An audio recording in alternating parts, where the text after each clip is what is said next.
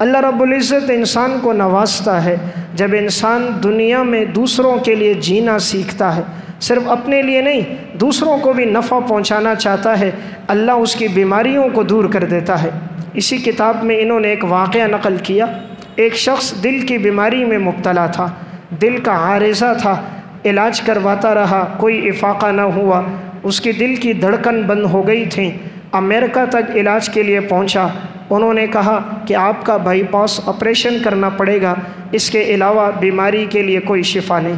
لیکن اس کے اندر بھی 70% چانس یہ ہے کہ اللہ نہ کرے کہیں ایسا نہ ہو یہ آپریشن ناکام ہو، تمہاری موت کا واقعہ سامنے آ جائے۔ 30% چانس ہیں کہ ہو سکتا ہے ممکن ہے آپریشن کامیاب ہو۔ تو یہ موت اور حیات کی کشمکش میں تھا۔ تو یہ امریکہ سے آیا، اس نے کہا میں ابھی آپریشن نہیں کرا تھا، بلکہ میں اپنے گھر والوں سے، اپنے رشتہ داروں سے مل کر آتا ہوں، دوست احباب سے معافی تلافی کرتا ہوں، معلوم نہیں صحت مل سکے یا اسی بیماری کے اندر دنیا سے چلا جاؤں۔ یہ واپس آیا کراچی، اپنے دوست احباب سے ملا، ہر ایک سے دعاؤں کی درخواست کرتا تھا۔ ایک دوست سے ملنے کے لیے جا رہا تھا، راستے میں ایک قصائی کی دکان تھی، وہ گوشت فروخت کرتا تھا۔ اس نے وہاں پر دیکھا کہ وہ قصائی جو گوشت بیچ رہا تھا تو کوئی چربی آتی وہ نیچے پھینک دیتا، جیسے کتوں کے لیے بلیوں کے لیے پھینکا جاتا ہے، یا جو ہڈی استعمال کی نہ ہوتی وہ پھینک دیتا۔ تو دیکھا ایک بوڑھی عورت تھی، مکمل پردے کی حالت میں تھی، اور اس کے پاس ایک تھیلا تھا، تو جو ہڈی وہ پھینکتا تو یہ بوڑھی اماں اس تھیلے میں ڈال دیتی، جو چربی وہ پھینکتا تو یہ اماں اس چربی کو اس تھیلے میں ڈال دیتی۔ اس شخص نے دیکھا تو اسے بڑا رحم آیا۔ ارحموا من فی الارض یرحمکم من فی السماء، زمین والوں پہ تم رحم کرو، آسمان والا تم پہ رحم کرے گا۔ تو جس انسان کے دل میں رحم ہوتا ہے پھر خالق کائنات بھی اس پہ رحم کرتا ہے۔ اور جو کسی کو مصیبت میں دیکھ کر اسے ترس نہ آئے، پریشانی میں دیکھ کر اس کا دل نہ دکھے، کسی غمزدہ کو دیکھ کر تعاون کا جذبہ پیدا نہ ہو، تو اللہ سے معافی مانگنی چاہیے، کہیں بدبخت تو نہیں ہو گیا، کہیں اللہ کے دربار سے راندہ درگاہ تو نہیں ہو گیا کہ مصیبت صدا کو دیکھ کر اس کے دل میں مدد کا احساس پیدا نہیں ہو رہا، اس کے دل میں مدد کے لیے آگے کی راہیں پیدا نہیں ہو رہی، تو اللہ کے سامنے متوجہ ہونا چاہیے۔ تو اس شخص نے جب دیکھا کہ یہ بوڑھی اماں یہ چربی اور یہ ہڈیاں گوشت کے لوتھڑے جمع کر رہی ہے، اس اماں کے پاس آیا، اماں جی تم کیوں یہ جمع کر رہی ہو؟ اس نے کہا بیٹا میرے گھر میں 3 بیٹیاں ہیں، کمانے والا کوئی نہیں، شوہر کا انتقال ہو چکا ہے، گھر میں بیٹا بھی کوئی نہیں ہے، تو کہا یہ چھچڑے کس کام آتے ہیں یہ ہڈیاں؟ کہا اسے لے جاتی ہوں، میری بیٹیاں اسے دھو لیتی ہیں، پانی ڈالتے ہیں، ابال لیتے ہیں، کچھ ذائقہ آ جاتا ہے، پھر اس کے ذریعے ہمارا گزر بسر ہوتا ہے۔ جب اس شخص نے یہ بات سنی تو اسے بڑا رحم آیا۔ اس نے کہا اماں جی آپ کو ایک ہفتے میں کتنا گوشت چاہیے؟ اس نے کہا مجھے 1 کلو چاہیے۔ اس نے قصائی سے کہا تم اس کو ہر ہفتے 2 کلو گوشت دینا، ہر مہینے 8 کلو گوشت دینا، اور پورے سال کا حساب لگاؤ کہ ہر مہینے جب 8 کلو گوشت دو گے تو پورے سال کا کتنا بل بنے گا۔ قصائی نے بل بنایا، اس نے پورے سال کا ایڈوانس 1 سال کے گوشت کی رقم اس کو دے دی، اور اماں جی سے کہا کہ تم ہر ہفتے آیا کرو اور 2 کلو یہاں سے تازہ گوشت لے لیا کرو۔ اس اماں نے جب دیکھا کہ مجھے جانتا بھی نہیں پہچانتا بھی نہیں، میرا اس سے کوئی تعارف بھی نہیں، تو اس اماں نے جھولی پھیلا کر دعا کی۔ جو کام اللہ کے لیے ہوتا ہے وہ قبول ہوتا ہے، جو کام خالص رب العالمین کے لیے ہوتا ہے اس کی قبولیت کے آثار دنیا میں بھی ظاہر ہوتے ہیں۔ اس اماں نے دعا کی کہ اے اللہ تو اس کی مشکلات کو دور فرما، اس کی پریشانیوں کو ختم فرما، اس کی بیماری میں شفا عطا فرما، اور تو اسے بہترین بدلہ عطا فرما۔ اس نے کہا میں نے کہا اماں جی یہ دعا کرو میرے دل کا آپریشن ہے، اللہ شفا دے۔ وہ اماں دعا کر رہی تھی، آنکھوں سے آنسو بہہ رہے تھے۔ جب آنسو بہنا شروع ہو جائیں، رقت قلب شروع ہو جائے تو یہ قبولیت کی علامت ہوا کرتی ہے۔ اب یہ کہتے ہیں میں گھر واپس لوٹ کر آیا تو مجھے افاقہ محسوس ہونے لگا، میری دل کی دھڑکن اپنی رفتار پہ آنا شروع ہو گئی، میرے چہرے کی رنگت آہستہ آہستہ درست ہونے لگی۔ میری بیٹی نے کہا ابا جی لگ رہا ہے اللہ نے آپ کو صحت دے رہا ہے، آپ میں بڑی تبدیلی آ رہی ہے۔ کہتے ہیں میں دل کے اسپتال پہنچا، اپنا دوبارہ سے علاج کیا تو انہوں نے کہا آپ کو کوئی بیماری نہیں، آپ کی بیماری ختم ہو گئی۔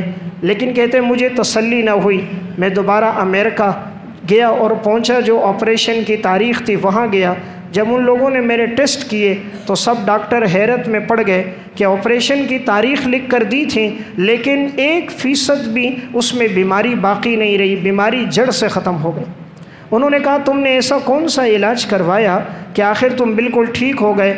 ہمارے پاس جو مریض آتے ہیں عموماً آپریشن ہوتا ہے، پھر بھی اکثر آپریشن ناکام ہوتا ہے۔ اس نے کہا علاج تو کوئی نہیں کروایا، اللہ کی رضا کے لیے ایک اماں کے 1 سال کے گوشت کا انتظام کیا اور اللہ نے مجھے شفا عطا فرما دی۔ تو شفا کے دروازے میرے اللہ کے پاس ہیں۔ وَإِذَا اسْتَعَنْتَ فَاسْتَعِنْ بِاللَّهِ، مدد مانگنی ہے انسان اللہ سے مانگے۔ ساری امت نہیں نقصان دے سکتی جب تک میرے اللہ کا امر نہ ہو۔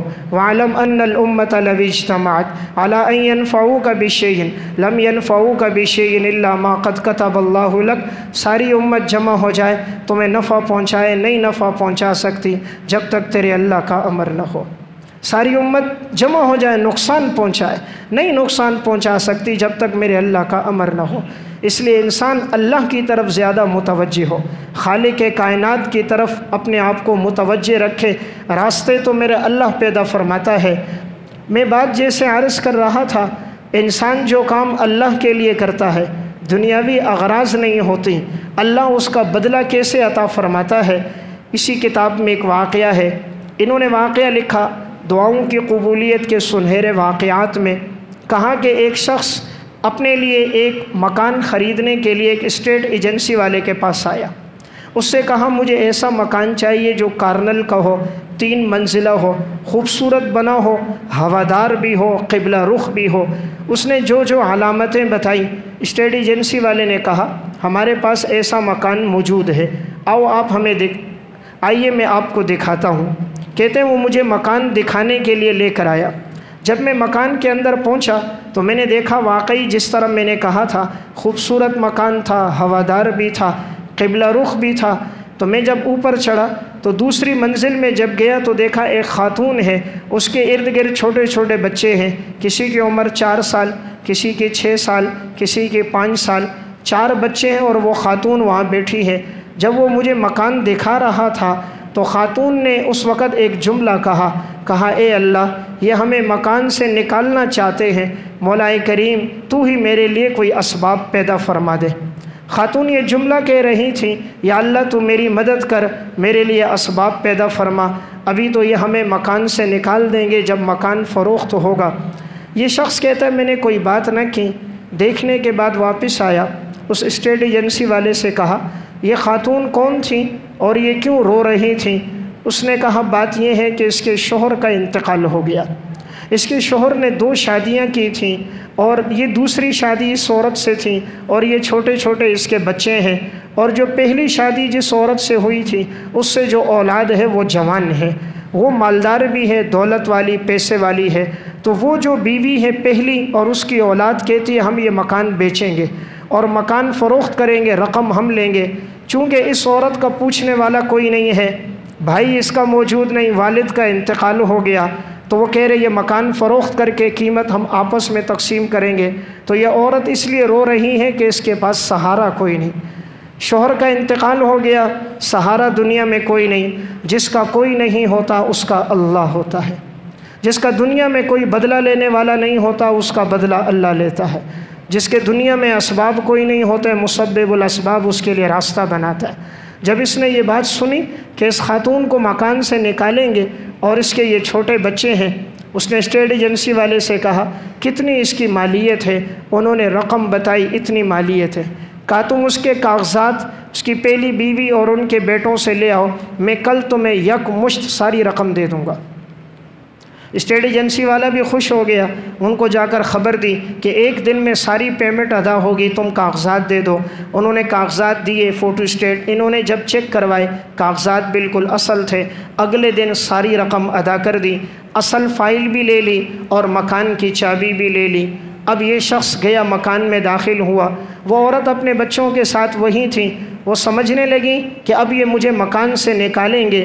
تو یہ شخص آگے بڑھا، اس خاتون سے کہا یہ مکان کی فائل ہے، اور یہ چابی ہے، میں نے تمہیں اس مکان کا مالک بنا دیا، یہ میں نے تمہارے لیے خریدا ہے، تم رہو، تمہارے بچے یہیں رہیں گے، تمہیں کوئی اس سے نکال نہیں سکتا، لیکن اپنی دعاؤں میں مجھے ضرور یاد رکھنا۔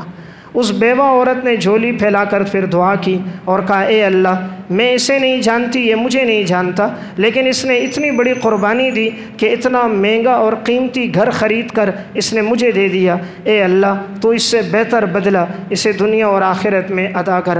پھر اللہ نے اس شخص کو اتنی دولت دی، اتنی، کویت کے مالدار شخصوں میں پھر اس شخص کا شمار ہونے لگا۔ صرف یہی نہیں، اللہ نے اس کے بیٹوں کو بھی نوازا، اللہ نے پوتوں کو بھی نوازا، 7 نسلوں میں اللہ نے دولت کی بہاریں اللہ لے آیا۔ نیکی بھی نسلوں میں چلتی ہے، گناہ کی ظلمت بھی نسلوں میں چلتی ہے۔ کسی پر اگر ظلم کیا ہے وہ بھی نسلوں میں چلتا ہے، پھر انسان خود برباد نہیں ہوتا، نسلیں بھی تباہ ہوتی ہیں۔ اور اگر کسی سے نیکی کی ہوتی ہے تو اس کی بہاریں بھی نسلوں میں آتی ہیں۔ تو میں عرض کر رہا تھا، جو کام اللہ کے لیے ہوتا ہے اللہ بڑا قدردان ہے۔ جو صرف اللہ کے لیے کوئی کام کرے، اللہ اس کا بدلہ انسان کو دنیا اور آخرت میں عطا کرتا ہے۔ تو میری گفتگو کا خلاصہ یہ تھا کہ انسان اللہ سے اپنا تعلق مضبوط رکھے، اور اللہ کے ساتھ جب تعلق مضبوط ہوگا، اللہ اسباب کیسے پیدا فرماتا ہے۔ میں آخری ایک واقعہ سنا کے بات ختم کرتا ہوں۔ عربی کی ایک کتاب ہے موسوعۃ القصص، اس میں بھی یہ واقعہ ہے، اور دعاؤں کی قبولیت کے سنہرے واقعات میں بھی انہوں نے ایک واقعہ لکھا۔ ایک ڈاکٹر عرب میں گزرے ہیں، ڈاکٹر محمد احمد۔ یہ ڈاکٹر احمد ہڈیوں کے اسپیشلسٹ ڈاکٹر تھے اور بڑے ہی ماہر ڈاکٹر تھے۔ ان کا شمار جو ہوتا تھا پورے سعودیہ کے بہترین سرجنوں میں ان کا شمار ہوتا تھا۔ جو علاج کہیں نہیں ہوتا تو لوگ ان کے پاس آیا کرتے تھے۔ ایک دفعہ اگلے دن انہیں بلایا گیا تاکہ انہیں ایوارڈ دیا جائے اور خصوصی طور پر انہیں ایک سند دی جائے کہ انہوں نے اپنی اتنی خدمات کی ہیں۔ اگلے دن ریاض میں ایک سیمینار منعقد ہونا تھا جس میں انہوں نے ایک مقالہ بھی پڑھنا تھا اور اس میں ان کو یہ اعزازی شیٹ بھی دی جانی تھی۔ انہوں نے اپنا ٹکٹ بک کروایا۔ یہ ڈاکٹر احمد کہتے ہیں میں ایئرپورٹ پہنچا کہ تھوڑی دیر بعد اب پرواز چلے گی تو میں اپنی مطلوبہ جگہ تک کل تک پہنچ جاؤں گا۔ کہتے ہیں تھوڑا وقت گزرا، اچانک اعلان ہوا کہ بھئی جو جہاز جس میں جانا تھا اس میں فنی خرابی آ چکی ہے، تم انتظار کرو۔ کہتے ہیں انتظار ہوتا رہا۔ چند گھنٹوں بعد دوبارہ اعلان ہوا کہ فنی خرابی بڑھ چکی ہے، اب یہ فلائٹ کل کے دن جائے گی، آج نہیں جا سکتی۔ یہ کہتے ہیں میں پریشانی میں پڑ گیا، کل کے دن میں نے وہاں شرکت کرنی ہے سیمینار میں اور جانا بھی بہت ضروری تھا۔ تو یہ فوراً ایئرپورٹ میں اندر گئے، عملے کے جو بڑے تھے اس سے ملے اور کہا میں نے وہاں جانا ہے، ضرورت اور مجھے لازمی پہنچنا ہے۔ تو انہوں نے کہا ہمارے پاس تو اور راستہ کوئی نہیں، تم ایسا کرو تم گاڑی کے ذریعے سفر طے کرو، جہاں تم نے پہنچنا ہے وہ چند گھنٹوں کا راستہ ہے، ابھی سے اگر تم سفر شروع کرو گے مغرب کے بعد، امید ہے کل تم فجر تک اپنی مطلوبہ جگہ تک پہنچ جاؤ گے۔ اب یہ کہتے میں نے دیکھا راستہ اور کوئی نہیں تھا، میں ایئرپورٹ سے باہر آیا تو میں نے ایک گاڑی بک کروائی، میں نے کہا فلاں جگہ تک ہم نے پہنچنا ہے۔ کہتے ہم گاڑی میں جانے لگے، اچانک بارش تیز ہو گئی، گھنے بادل سامنے آ گئے، سیاہ بادل سامنے آ گئے، بادل گرجنے لگ گیا، ہمیں راستہ کوئی نظر نہیں آ رہا تھا، بارش کی تیزی تھی، ہم 1-1.5 گھنٹے تک تو سفر کرتے رہے، لیکن آخر ڈرائیور نے بھی کہا کہ آگے جانا خطرے سے خالی نہیں ہے، کہیں ٹھہر جاتے ہیں، صبح جیسے بارش رکے گی آگے کا سفر کریں گے۔ یہ کہتے میں نے بھی کہا ٹھیک ہے، اندھیرا بہت چھا گیا ہے، بارش کی کثرت ہے۔ کہتے ہیں ہم نے ایک دیہات کی طرف گاڑی موڑی اور تو وہاں ایک جگہ گاڑی کھڑی کی تو ہم نے دیکھا چھوٹے چھوٹے گھر بنے ہوئے تھے، تو ایک گھر کے پاس میں گیا، کہتے ہیں دروازے پہ دستک دی، ٹوٹا ہوا دروازہ تھا، اندر سے ایک بوڑھی اماں تھی، پوچھا کون؟ کہا مسافر ہیں، رات کو ٹھہریں گے، صبح اپنی منزل کی طرف چلے جائیں گے۔ اس بوڑھی اماں نے دروازہ کھولا، کہتے میں اندر آیا تو اس نے کہا تم مسافر ہو، کچھ کھایا نہیں ہوگا۔ اس نے جلدی سے تھوڑا سا کھانا بنایا، مجھے کھانا دیا، میں نے کھانا کھا لیا۔ میں نے کہا میں نے اپنے موبائل کو چارجنگ کرنا ہے، کیا آپ کے پاس چارجنگ موجود ہے؟ اس اماں نے کہا بیٹا نہ ہمارے ہاں بجلی ہے، نہ فون کی سہولت ہے، نہ گیس کی سہولت ہے، یہ تو ایک دیہات ہے۔ پھر کہتے ہیں میں نے کہا اماں جی، اب انہوں نے مجھے کھانا پیش کیا، پھر میرے لیے کہوہ بنایا، اتنے میں جھولے میں ایک بچہ رونے لگا۔ تو وہ اماں گئی اور اس بچے کو اٹھایا، سینے سے لگایا، کہا اے اللہ میں تیرے سے اپنی آخری ہی دعا کرتی ہوں، تو میرے بیٹے کو صحت عطا فرما اور ڈاکٹر احمد سے میری ملاقات کروا دے تاکہ وہ اس کا علاج کرے اور یہ ٹھیک ہو جائے۔ اب اسے معلوم نہیں کہ یہ ڈاکٹر احمد ہے۔ اس نے اماں سے پوچھا کہ یہ بچہ کون ہے؟ اس اماں نے کہا بیٹا یہ میرا پوتا ہے، اس کے والد کا بھی انتقال ہو گیا، اس کی والدہ کا بھی انتقال ہو گیا، یہ یتیم بچہ ہے، ہڈیوں کی بیماری میں مبتلا ہے، میں نے اس کا ہر قسم کا علاج کیا لیکن میں غریب عورت ہوں اور اسے کوئی تندرستی نہ ملی، تو مجھے کسی نے کہا ہے سعودیہ کا جو سب سے بڑا ڈاکٹر ہے ہڈیوں کا وہ ڈاکٹر احمد ہے، اگر وہ تمہارے بیٹے کا علاج کرے تو امید ہے اللہ تمہارے بیٹے کو شفا دے گا۔ تو کہتی ہے میں سوچنے لگی ڈاکٹر احمد تک میں کیسے پہنچوں گی، اتنی دولت، اتنا پیسہ، اتنے تعلقات کہاں سے لے کر آؤں گی؟ تو میں نے اللہ سے دعا کی تھی کہ اے اللہ میں تو نہیں پہنچ سکتی، ڈاکٹر احمد کو تو میرے گھر خود پہنچا دے۔ وہ ڈاکٹر احمد نے جب یہ بات سنی تو کہنے لگا اماں جی تیری دعا تو قبول ہو گئی ہے، وہ ڈاکٹر احمد میں ہی ہوں، میں ہی ڈاکٹر احمد ہوں۔ اللہ نے دیکھے راستے کیسے بنائے، جہاز نے جانا تھا، فنی خرابی آ گئی اور 16 گھنٹے جہاز لیٹ ہو گیا، گاڑی کا سفر شروع کیا، بارشیں تیز ہو گئی، بادل گرجنے لگ گئے، راستہ بھول گئے، بوڑھی اماں کے گھر خود پہنچ گئے۔ انسان ویسے راستہ نہیں بھولتا، راستہ اللہ بلاتا ہے، اس بلانے میں اللہ کی حکمتیں ہوتی ہیں۔ اللہ تعالیٰ ایک کا راستہ بلا کر دوسرے کی منزلیں آسان کر دیتا ہے۔ تو دعا میں کتنی طاقت ہے کہ وہ اماں دعا کر رہی ہے اور رب العالمین نے سب سے بڑے ڈاکٹر کو اس اماں کے گھر پہ لایا، اور وہ جب وہاں پہنچا اس بچے کو دیکھا، اٹھایا، اگلے دن کانفرنس میں پہنچنے کے بعد دوبارہ آیا، اس بچے کو لے کر گیا اور علاج کیا اور اللہ نے اس بچے کو شفا عطا فرما دی۔